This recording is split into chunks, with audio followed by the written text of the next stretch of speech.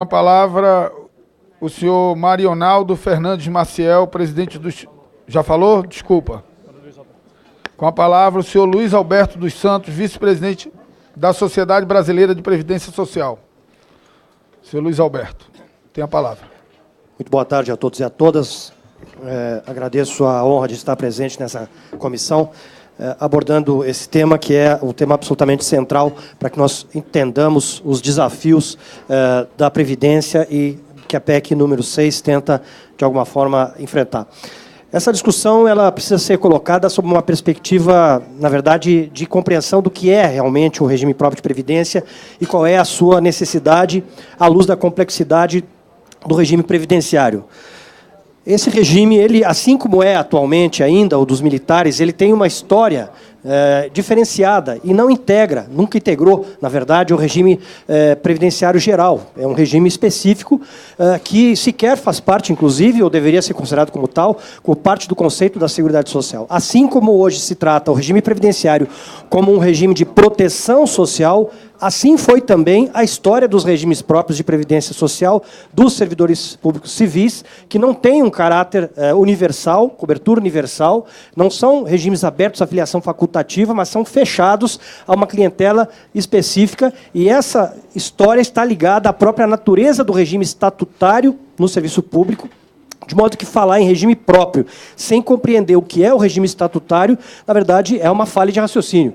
Não existe regime próprio por si só. Ele decorre da adoção do regime estatutário. E o regime estatutário já foi, historicamente, constitucionalmente, atribuído ao servidor público como um mecanismo de garantia, mas, a partir de um certo momento na história, passou-se a permitir a adoção do regime seletista, e com a Constituição de 88 acabou essa possibilidade. De modo que falar em regime próprio, desvinculado da história do regime estatutário, é uma falácia.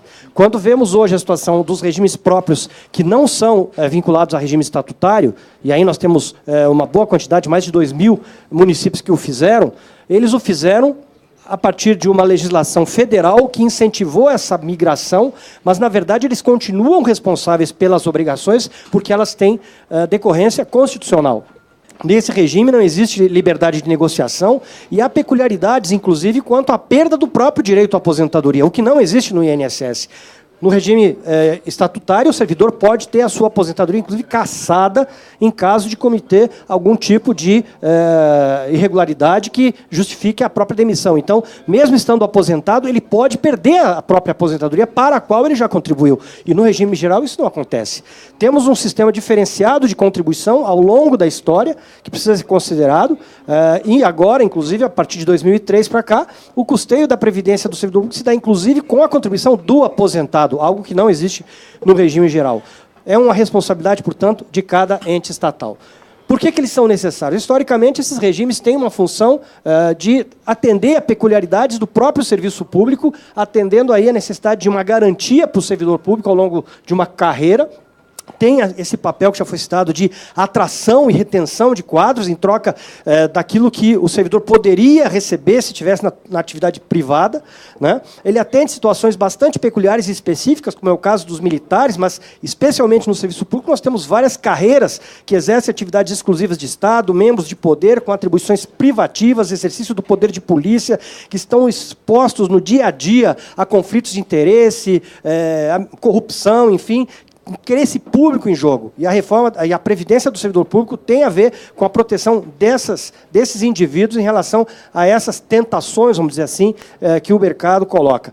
Temos ainda as peculiaridades de atividades específicas, como, por exemplo, policiais civis, policiais militares, o próprio magistério, a área da saúde, onde há uma grande quantidade de servidores sujeitos a condições especiais e específicas de trabalho, exposição a agentes nocivos, e tudo isso é trabalhado no âmbito da própria legislação, atendendo aí a regramentos constitucionais que começaram a ser implantados na Constituição a partir de 1946, diferentemente do regime geral, onde a constitucionalização só aconteceu em 88. Desde 1946, as regras dos servidores públicos estão na Constituição. E agora, com a PEC número 6, estaremos experimentando um retrocesso, portanto, aí, de mais de 70 anos, já que a proposta é de desconstitucionalização desses direitos.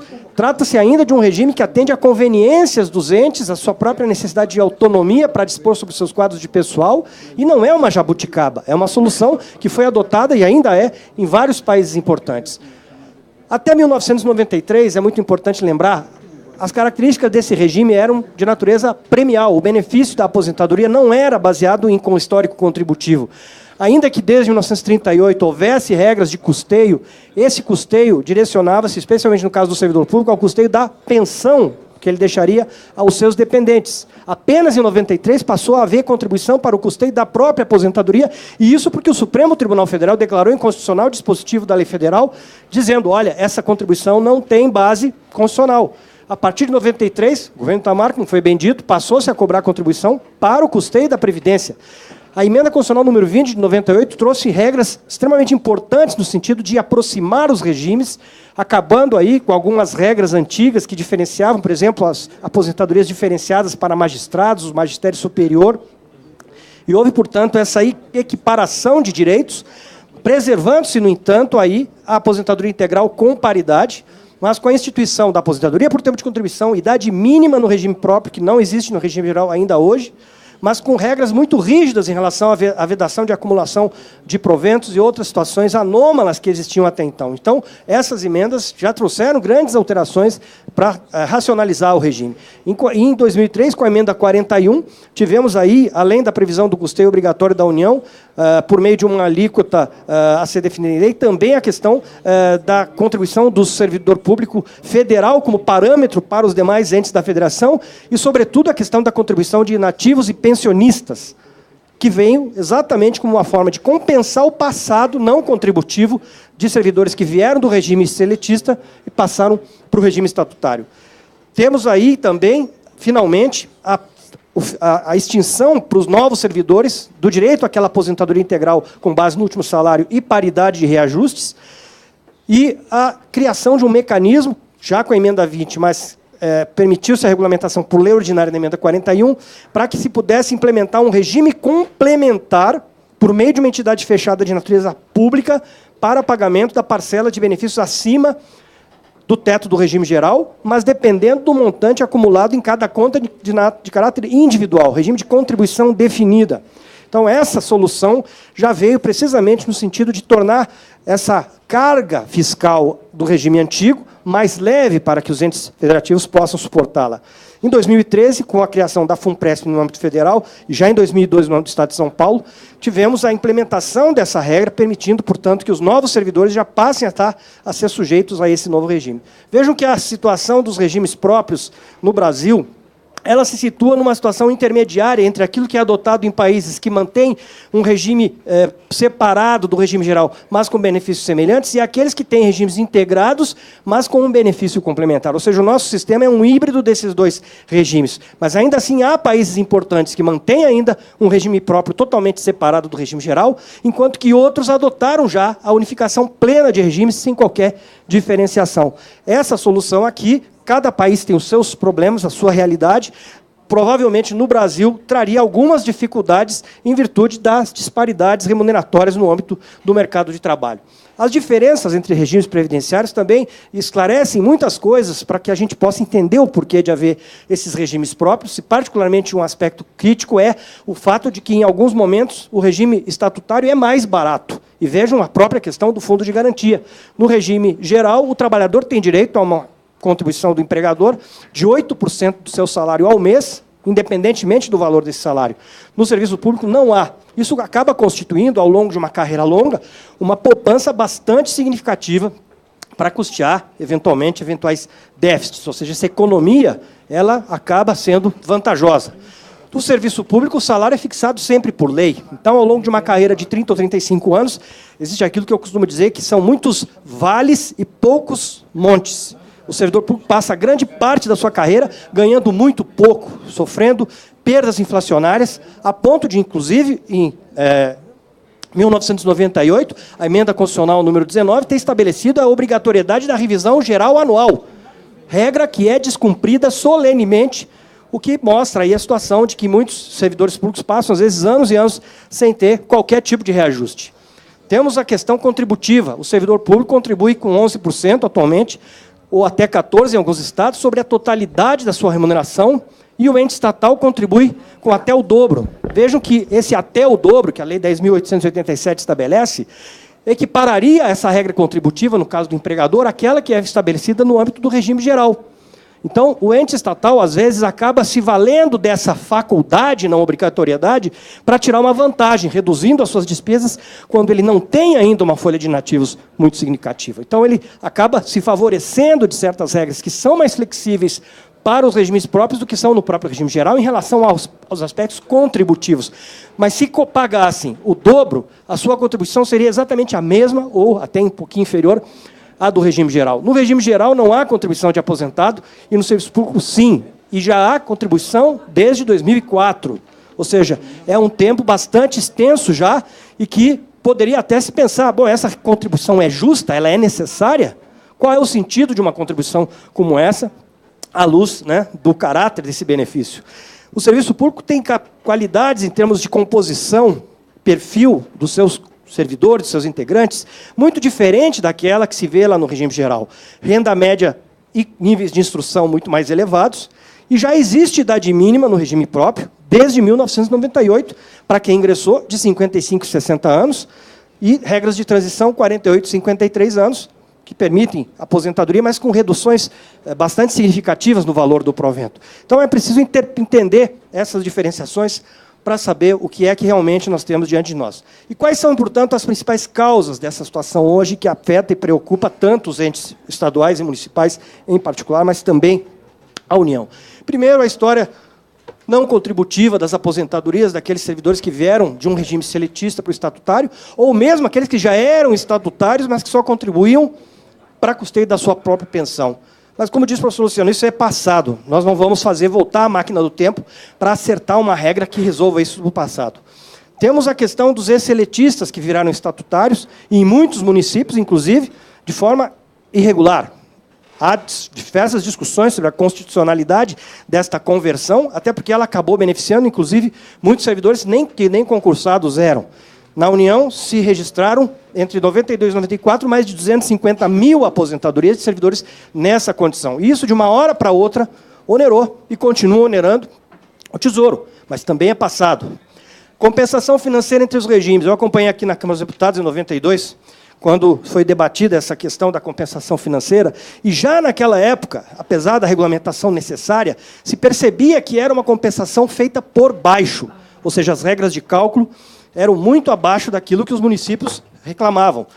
Infelizmente, porém, não havia dados cadastrais que permitissem fazer um cálculo efetivo e real da situação de cada indivíduo para que a compensação financeira se fizesse de forma correta. Até hoje, essa situação ainda não foi resolvida, e esse é, inclusive, um dos motivos pelos quais os prefeitos estão aí pressionando a União, no sentido de que se acelere ou se revejam esses critérios de compensação. Tivemos, sim, no passado, legislação condescendente nos regimes próprios, como também tivemos no regime geral, e um dos exemplos disso é o problema do excesso de habilitação de dependentes para fins de pensão, situação que, inclusive, até hoje persiste nos militares.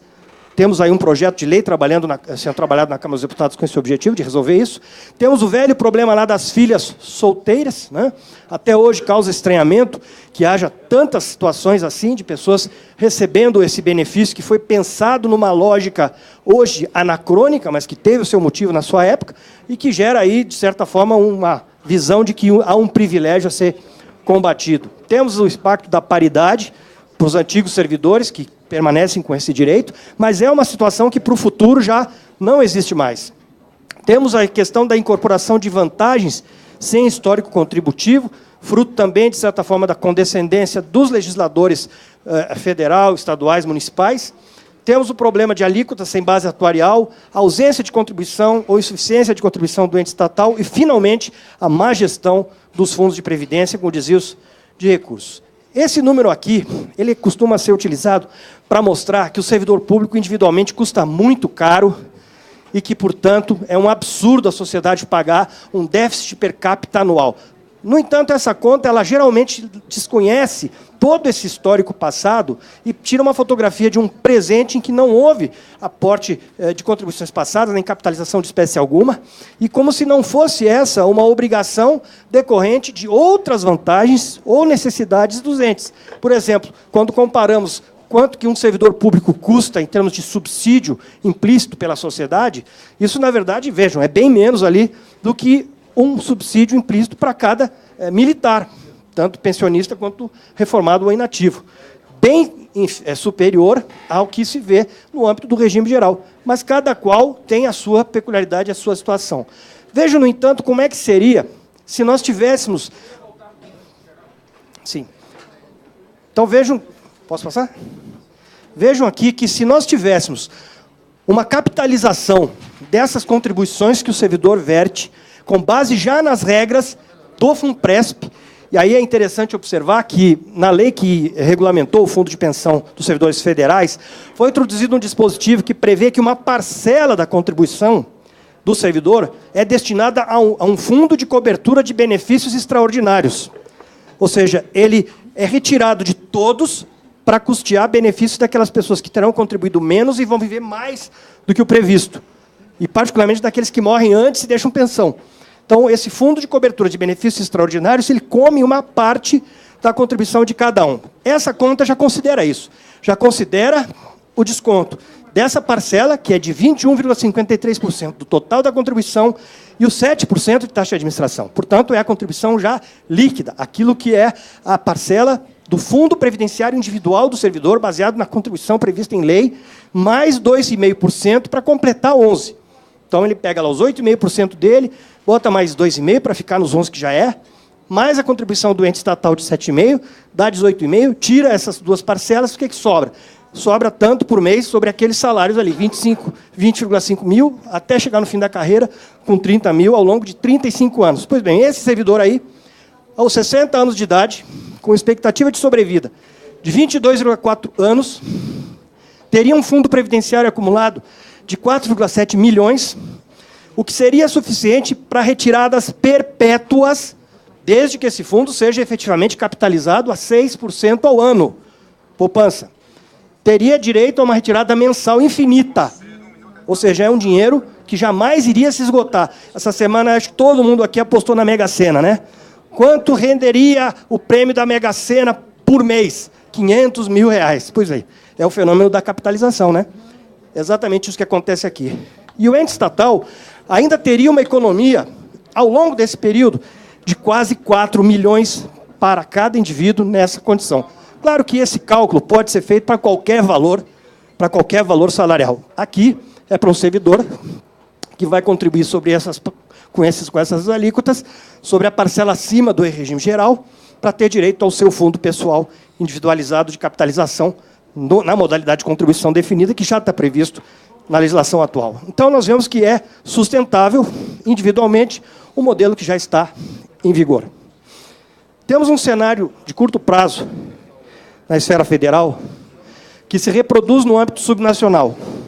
Um grande contingente de servidores estará cumprindo requisitos para aposentadoria. Vejam ali que na faixa de 51 a 60 anos, nós temos 27,2% da força de trabalho atual da União, e acima de 60 anos, cerca de 15%. Esse dado aqui foi retirado ontem do painel estatístico de pessoal do Ministério da Economia. Pois bem, nós temos 42%, portanto, dessa força de trabalho, que num período de 9 anos ou menos irá se aposentar. E isso vai causar um baque muito grande, tanto do ponto de vista das finanças públicas, como também dos próprios serviços públicos. Parte desse problema é derivado do próprio terrorismo que é feito com a reforma da Previdência. Vejam aqui o eletrocardiograma do volume de aposentadorias mensalmente requeridas por servidores. Quais são os momentos de pico aqui? Os momentos em que houve debate sobre a reforma da Previdência. E isso por quê? Porque em todos esses momentos, a mensagem que se passou para os servidores é: não confie no governo, corra, não acredite no discurso de que o direito adquirido vai ser respeitado. Isso aconteceu em 2003, isso aconteceu em 96, 97, 98, Isso aconteceu em 2003, depois aconteceu em 2017 e volta a acontecer agora. Então, é uma situação que decorre precisamente da intranquilidade que os servidores têm. Mas é preciso observar que os regimes próprios têm uma carga muito grande e que não podem deixar de carregar. E que, se não fossem eles, o próprio regime geral teria que carregar. Que são os servidores que se aposentam com direito a aposentadoria especial, em função das condições de trabalho. E vejam aqui que do serviço público como um todo, há um grande contingente de servidores, professores, policiais militares, policiais civis. Isso equivale, de acordo com cada estado, a um percentual diferente, mas, em média, nós temos ali em torno de 50% das forças de trabalho dos estados e municípios que têm direito a essas aposentadorias. Uma parte importante disso são os próprios militares, polícias militares, professores, policiais civis. E esse é um problema que não pode ser ignorado. Nós não vamos, com a reforma da Previdência, jogar essas categorias, não podemos jogá-las na vala comum e dizer, não, se aposentem agora aos 65 anos. Então, é um custo que vai continuar existindo nos regimes próprios. Da mesma forma, em relação a perfis etários de gozo de aposentadoria, não se pode dizer, em regra, que haja atualmente aposentadorias precoces no serviço público, na medida em que as médias etárias são de mais de 55, 56 anos nos entes da federação, e, particularmente, a diferença maior se encontra exatamente no regime dos militares, cujo peso, cuja oneração no custeio previdenciário é extremamente elevada. Em termos de distribuição de remuneração, e esse é um dado recentíssimo, um trabalho do IPEA, calculado com base em dados de 2016, nós temos médias remuneratórias nos estados, em geral, até inferiores às do regime geral de previdência social. Então, nós já estamos, no âmbito subnacional, com uma realidade muito próxima daquela que é verificada no regime geral. Então, não podemos dizer que o regime próprio seja hoje um regime de privilégio. As regras de acesso a benefícios já são equivalentes às do regime geral, desde 99. O servidor contribui sobre a totalidade da remuneração. A proporção entre benefício e contribuição é a mesma na faixa de contribuição mais elevada dos dois regimes, onde a contribuição é a mesma, 11%. A contribuição do ente estatal não é maior do que a do empregador no RGPS, podendo, inclusive, ser menor, é uma opção que ele faz, e isso cobra o seu preço lá na frente, porque ele não vai capitalizar. Temos situações do passado que já foram corrigidas para o futuro, particularmente os servidores pós-2003 já têm benefício calculado pela média para fins de aposentadoria, é a mesma regra do regime geral, e há um problema ainda mal resolvido, que é o problema do teto de remuneração. Os senhores têm aqui, tramitando nessa casa, projeto de lei disciplinando o teto de remuneração no serviço público com eficácia para os 3 níveis da federação. Lamentavelmente, essa é uma discussão mal resolvida em todos os âmbitos, inclusive do Poder Judiciário. E, no entanto, toda vez que se fala sobre isso, se aponta um caso de servidores que ganham mais do que o teto, como se essa questão fosse uma questão previdenciária, quando, na verdade, não é. É uma questão de desrespeito a uma regra constitucional por ausência de regulamentação eficiente. E, finalmente, os benefícios extravagantes já foram extintos e os próprios regimes estão proibidos de implantar benefícios que não tenham paralelo no regime geral de previdência social. Daí, qualquer discussão que se faça sobre a perspectiva do privilégio não estará apenas faltando com a verdade, mas estará tentando manipular as consciências e, particularmente, promover o pânico do cidadão contra os regimes próprios de previdência social. Teria muito mais temas a abordar, mas eu fico por aqui e voltarei, se houver oportunidade, no final.